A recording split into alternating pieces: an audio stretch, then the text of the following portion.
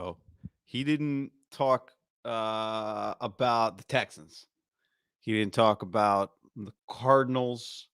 He didn't talk about the Browns. He talked about the Eagles, a team they're going to play with a rabid fan base and a very strong media alumni group. Not the Eagles per se, but that region.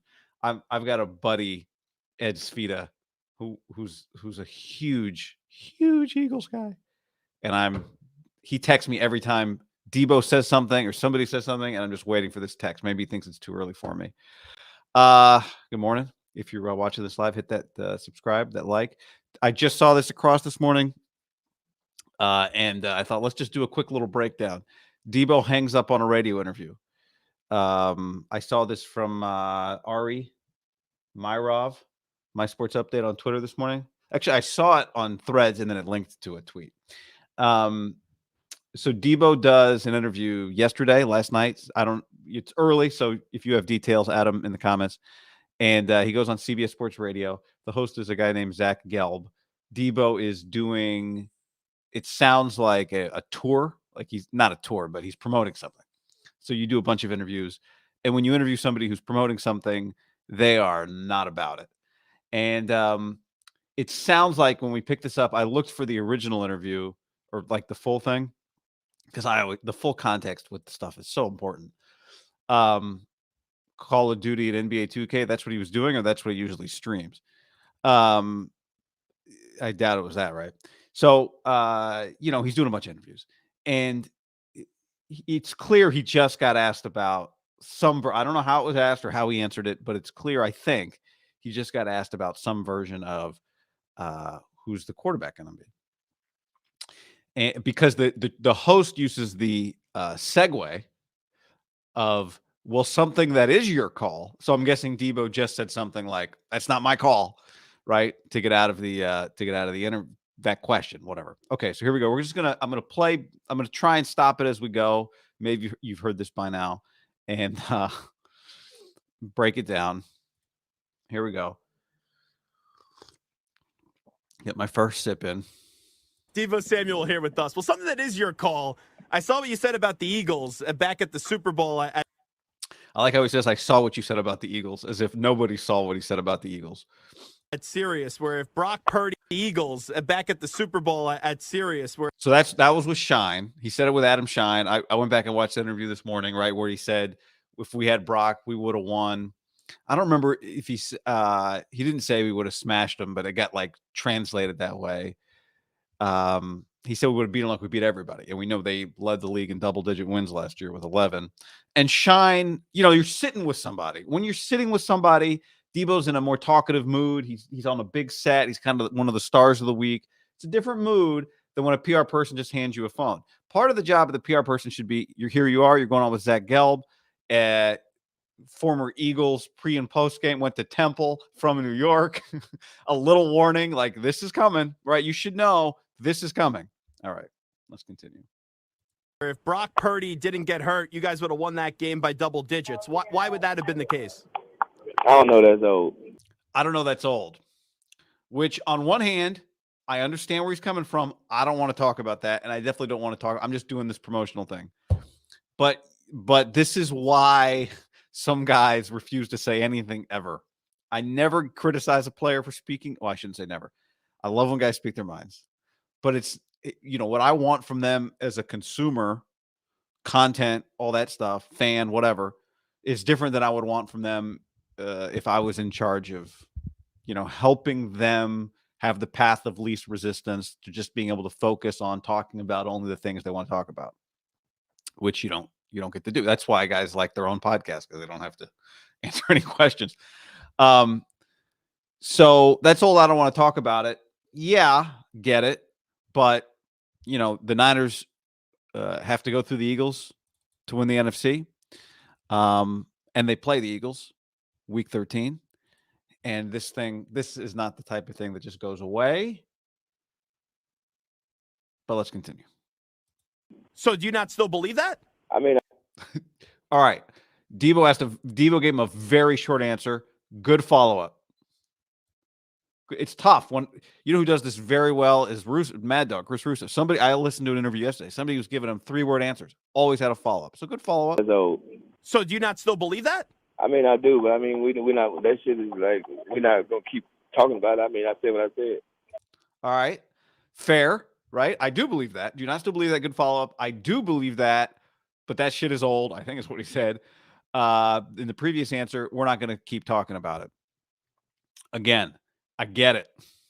Unfortunately, this is like, anybody that had a sibling, you know that when mom says cut it out, when you're well beyond the point of cutting it out, sometimes you still don't cut it out.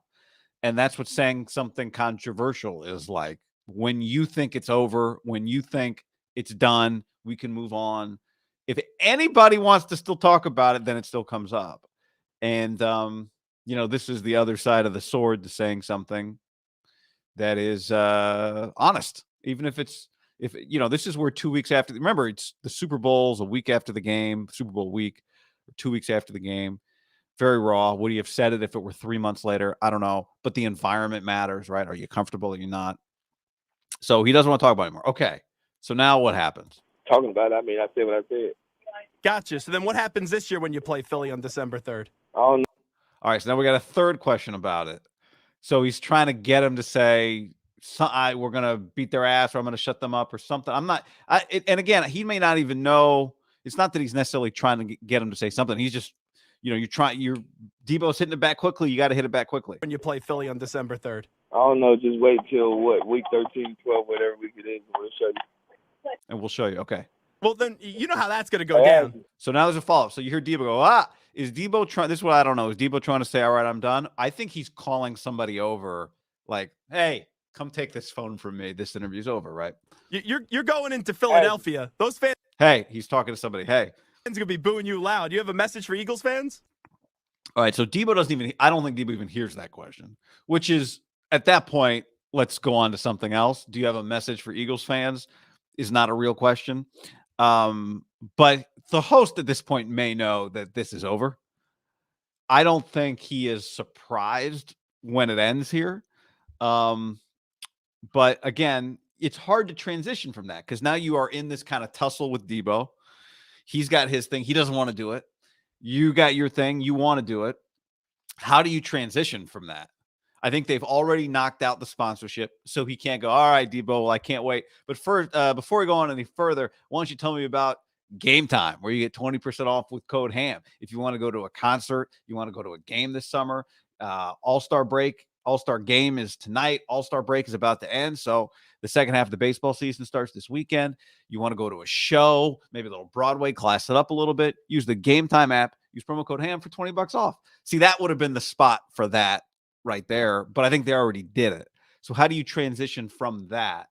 Deebo, let's talk about something else because you don't want to feel like a sucker. But Deebo's already gone at this point anyway. All right, let's keep going. Hey, guys. All right. So now the host knows it's over and it's about to get a little goofy. Let's see what happens. Yeah? All right, we're good to go. We're good to go. So she doesn't know how to end this thing.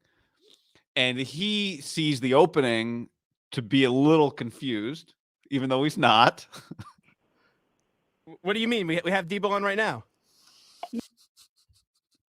That's funny. Yeah, I know, but we're going to head into camp right now. Are you serious? Okay. Thank you. All right. Are you serious? Okay. Again, he's not surprised, but I've been in this spot. You're not surprised. Actually, I've been in this spot a few times in different ways. One time, Terrell Owens hung up on us, but it was like we'd done 9 minutes. T.O. had another call. I was like, I'll hit you guys back. He never hit us back. Mike Ditka once doing promos for the Super Bowl for like Pepsi. This is way back. He was in some commercial where he's like on a swing. And I asked him some goofy question about being on it. He also was like in a drive-through, but I asked him some question about being on a swing. And I don't know, he thought I was making fun of him or something. He got very angry. Mike Ditka, very angry. And then one time we were doing an interview with Jimmy Smith, the former Jaguars receiver. Our producer, Daniel Ogden, was a big Jags fan. There had just been a Jimmy Smith Football Life And I think he might have had. I don't remember exactly. Maybe there's some alcoholism in his past or something. And we had been given instructions like he doesn't want to talk about that, or he doesn't want to talk about the football life since that addresses it. And I asked him some question that he thought was me. I was not asking about the football life. I wasn't going to do that to him, of course. But he thought I was asking about it, and it got combative, and that thing ended after 3.5 minutes. So those were misunderstandings, but if I went back and listened to those, I'd probably say, guy, you were, definitely the Ditka one. I'm sure I came off like a twerp. But when you are wading into waters, and maybe it's part of the job sometimes, right? Just because somebody doesn't want to talk about something doesn't mean you don't ask them about it. That's part of an interview. But there are ways, when you say, do you have a message for the fans? Like, this thing is probably over. All right. There you Thanks, go. Bye. Thanks, bye. That was my favorite part. Thanks, bye. All right, so what's the deal here? Well, Debo said what he said, and I'm glad that he did. Any player that feels how they feel, I want them to say it because I like knowing what they think. I like knowing what they believe. It gives us some context. At the same time, this is also the way this works. Anybody who's been around it, any veteran athlete who's said something before, Charles Barkley, right? A good example. Draymond says a lot of stuff and then he's got to answer for it, for better or worse. Doesn't mean apologies. It just might mean you keep saying what you say, but you have to, it's tough if you don't commit to one. You're going to say, I say what I say. I always say what I say. Then it relieves any pressure, except you always say what you say. That would have been Debo like doubling down right there and getting into a back and forth, which would have been fun. I mean, it doesn't mean it's combative. It just means saying it again. Debo doesn't want to keep talking about it. Also understandable. But it's hard to pick the middle ground, which is where, most people want to be. I want to say some things privately to somebody that I wouldn't say to somebody else, right? But when you say something that is normally something you'd say privately, publicly, now it's public. And he didn't just say it about the Jags or the Vikings or the Bengals or even the even if he'd said about the Cowboys, it would not be the same. Because I know this, when they played Dallas, now that game's at home, but if they were to go to Dallas, there might be some boos, but there'd be a lot of cheers. Philly, it's not going to work that way, which is fine. I think Deebo operates well in that world. The Niners seem to operate well in that world on the road. But, you unfortunately, you don't get to decide when that thing dies. Now, if we went back through it, first question, totally legit. Even the follow-up, again, when somebody says, I don't want to talk about that, you as the interviewer are in the position of, how do I get out of this to continue this interview and get something else good out of it? If that's what you want to do, without me getting punked in this whole thing, right? You don't get to just say to me, I don't want to talk about it. And then I go, fine, you don't want to talk about it. How many arguments have you ever been in where somebody says, well, I don't want to talk about it, and you just stop and transition to the next topic? That's not how any human interaction usually goes. You say something. Why? Seriously? You just tell me we don't want to talk about this? So that's just not how interactions go, right? In real life. I mean, we're not, that shit is like, we're not going to keep talking about it. I mean, I said what I said. Gotcha. I said what I said, so I want it to be dead. So then what happens this year when you play Philly on December 3rd? I don't know. Just wait till week 13, 12, whatever week it is. We'll show you. All right. So that's, as he said, the host Zach says, it's been 5 or 6 minutes. That's what we got out of him. 5 or 6 minutes. We were promised 15. So I don't know. Again, we don't hear what precedes that, but all right, here we go. Jets gang. Debo was acting like a crybaby man troll. Rams all year. Hugh says, Debo handled that well. He did not back down from what he said months ago, yet he did not take the bait about what will happen this year. Yeah, I mean, he handled that well up to the point of getting off the phone, because then once you do the hang up thing, or like, hey, I don't want to do this anymore, now that becomes the story. Debo doesn't want to hear it, right? As opposed to if he does that interview and he could answer that question 7 times the same way. Well, if he doesn't hang up, the host isn't going to be like, well, you know what, Debo, if you don't want to talk about it, I'm hanging up on you. I guess he could, but he wouldn't have. and then you just force the conversation somewhere else. That's the way to handle that. If you can hunker down, that's what I would told Debo, right? If you can dig your heels in and just keep answering that the same way, then it will go somewhere else because it's only been 6 minutes and he wants 9 more minutes of a Debo conversation. So, you know, that's the tactic that would have worked in a way that this doesn't become a story.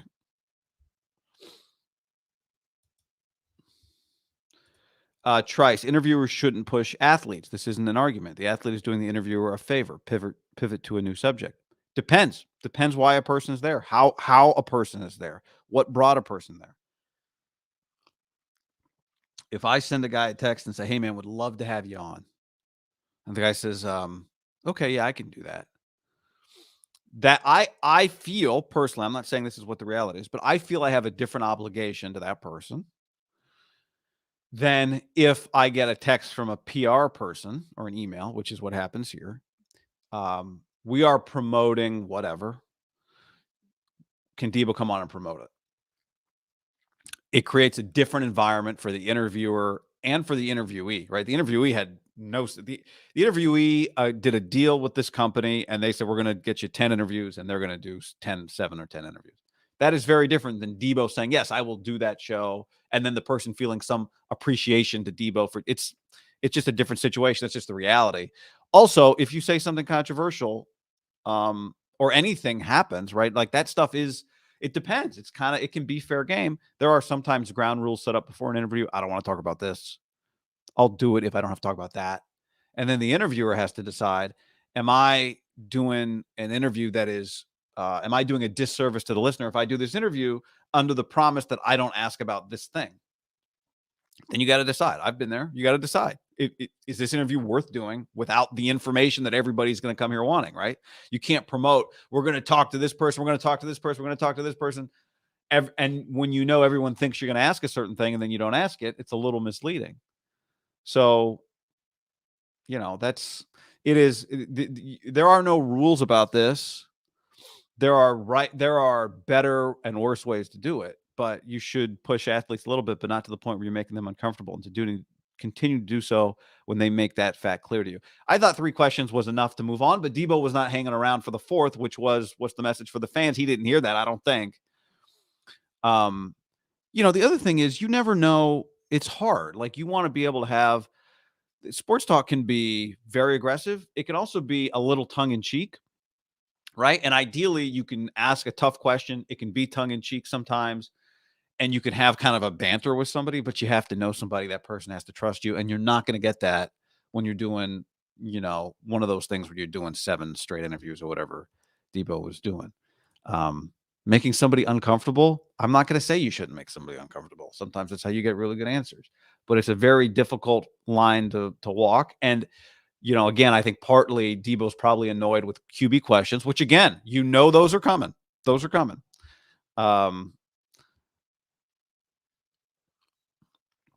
You don't get to ask any questions you like to someone. Well, again, what is your goal?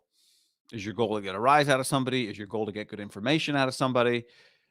Is your goal to have a productive conversation, right? Like if you're doing 20 minutes with Debo, the goal, I think, would be to have a productive conversation, but maybe you would want to find a way to address the Eagles. So do you spin it forward into this year, week 13? How are you guys better? How are they better? You know, blah, blah, blah, blah, blah. And you can then get yourself into a topic that makes them uncomfortable, but, you know, might also get some real information out of them. Robbie says, know who you're talking to. I wouldn't call Debo the friendliest interview coming into it anyway. That's interesting. I didn't have the sense that Debo wasn't a friendly interview. I know this. Anytime you're interviewing somebody who is doing 7 interviews at once or whatever, not 7 interviews at once, but, you know, in a row, that type of promotional string, you are just, it's not a good place to get a good interview. And it's not, that person is not going to give you, if Debo is in the studio with him and they're having that same conversation, I think it's likely it's a very good, he asked the same exact question, but they spent 5 minutes. Hey man, how you doing? Good to meet you. Thanks for coming in. and it's a more real person-to-person thing, then I think it goes differently. But when you get put on the phone with somebody you don't know versus somebody you do know, it's just a very different, and it's different. Host knew where it was going, had to throw some Hail Marys. He knew where it was going. Like he says at the end of this thing, like, I've been doing this a long time. 100%. He knew where it was going. And that's why I say, like, if you're an athlete in that position, there's a fine line, right? You don't want to, like, quote unquote, take abuse. But at the same time, the way to win it is to stay and just stonewall. That's the way to win it. And by win, what I mean by win is not the mano-a-mano arm wrestling match. What is win in this situation for Deebo? Maybe win was just get off the phone. I don't care what happens. But I think win is probably just not have this be a thing. I don't want to have to deal with it. I don't want it to be news. So if that's a win, the way to win in that way is to just keep your cool, stick with it, and wait it out until it gets to somebody else. What's your message for Eagles fans? It's a great environment. I can't wait to play there. I mean, that's how you win that. Mark says, it's golfing head-to-head. Who wins? You or MIDDLEKAUFF? Who has a better handicap? Him. He one time we played and he got I was getting a stroke a hole. And I said, but don't give me strokes on par threes. And I just happened to be playing well that day. And he didn't like the way that handicaps work, stroke a hole. So I was like, fine. Well, he didn't ask for it, but I said I felt kind of bad. I'm like, this is kind of BS. So I was on board. I was like, okay, well, somehow we changed it, and I just got annihilated. A win is not talking to this jerk and encouraging other players not to talk to him either. Yeah, I mean, this is where the PR team, right? This is not like the Niners who have a good sense for who you're about to talk to. When you are promoting a product, they want to set you up on the biggest stages. And it would have been helpful if someone had said, look, man, this is going to come up in this interview. First, you're going to get asked about quarterbacks. No, first you're going to get asked about the product. Then you're going to get asked about quarterbacks. Then you might get asked about what you said about the Eagles. This is a host who went to Temple, used to do some Eagles stuff. Like, you do a little Google search, you kind of get a sense for what's going to happen. Carlton, if he said anything other than that, he would have given the Eagles fans and team bulletin board material that's doing a disservice to his team. I thought his answers, if we read the transcript, Deebo's answers were fine. My point is, it becomes news when you say, I don't want to do this anymore, which you don't have to do it anymore. But if you don't want it to be news, you stonewall. The stonewall is just the same answer. Can't wait to play there. It's going to be great.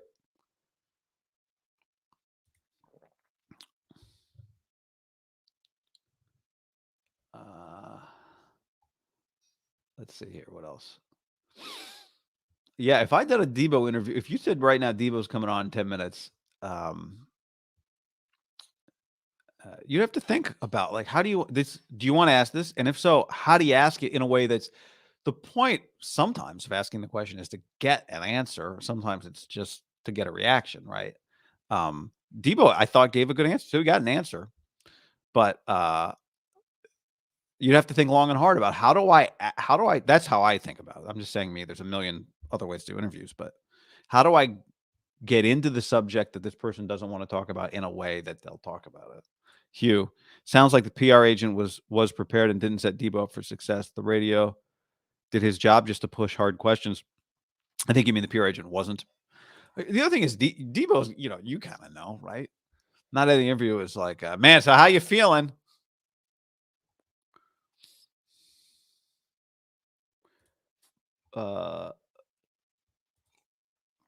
Finding the foot, getting the bag, then having an okay 22 injury. Deebo needs a big year, right?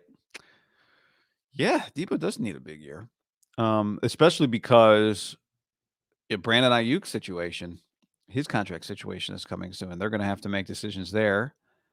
But one thing we're going to talk about, maybe we'll do something tomorrow, is about who is going to lead the 49ers in receptions, because this question was asked by you yesterday. And I gave a quick answer. I said McCaffrey, but I dove into it a little bit more yesterday. So we'll think more about that. But yeah, he needs a big year. He needs a big year because he's one of their best players, right? I mean, beyond just he got paid, he didn't have a great year in terms of health. Missed 4 games last year, but he needs a big year mostly because he's one of their best players, and they need him, right? I mean, they got McCaffrey, they got these other, but they need him. So Alexander says it's a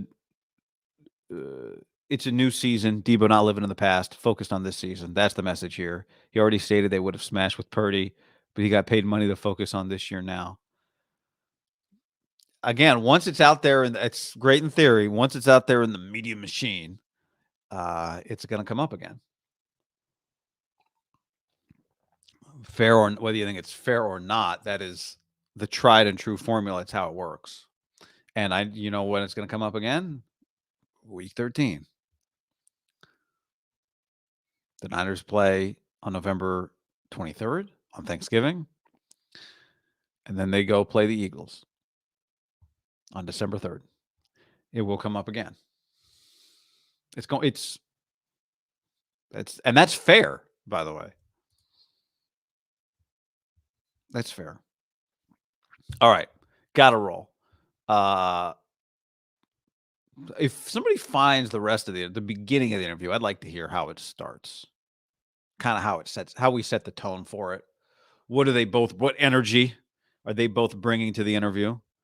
Because I think it's easy sometimes you do those interviews where the guy's doing 12 in a row and they don't bring attention. And as a host, you're like, all right. But I don't know. I don't know how it started. I would like to hear how it started. And the questions that led up to it and the way they were asked and the way they were answered. So if somebody finds that or has that, DM it to me on, I guess, send it to me on Thread. Send it to me on Twitter. DM it on IG. Throw it in the comments here, actually. All right. Get on with your days, everybody. Like, subscribe. And game time. $20 off, promo code HAM. Later.